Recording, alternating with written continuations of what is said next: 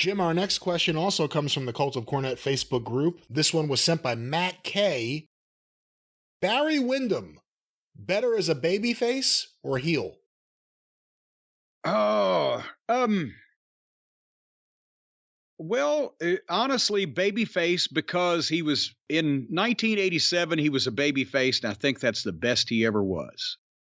Against Flair in those matches for the title, whether it be the Battle of the Belts or the Crockett Cup in Baltimore, Barry was a really good heel and a better promo as a heel than a babyface because he felt more comfortable speaking that way. But God, just the way he could sell for a guy that size, still, fly through the air with that grace and take the bumps that he did while he was 6'6" or whatever. I just loved his work as a babyface. He was classic. What'd you think when they turned him heel in '88? Did you think it was the right move? Were you surprised that they would take someone who seemed to be a classic babyface even at that time and turn him?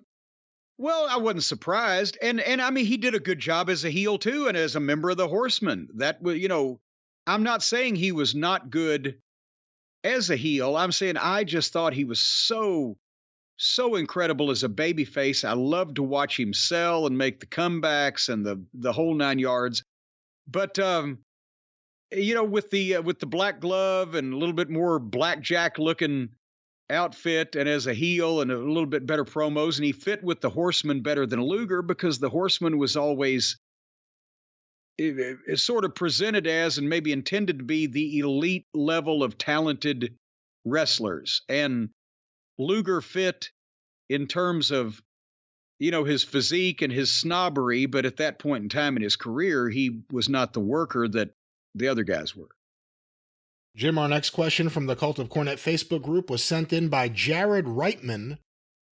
Author Bill Zemi recently passed away, and in his book Lost in the Funhouse on Andy Kaufman, Jim was one of the wrestling personalities he talked to.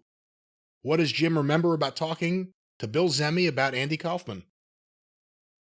Not a goddamn thing. That you just said that's the first time that I remembered it. I have the book. It's been, how long's that been? It came out in the late 90s, I think, 99 maybe? I was going to say 20 years or more. I've forgotten that he talked to me. I didn't recognize his name, and I have the book, but I haven't read it since I got it. All right. Well, Jim, this question... Great answer for that one.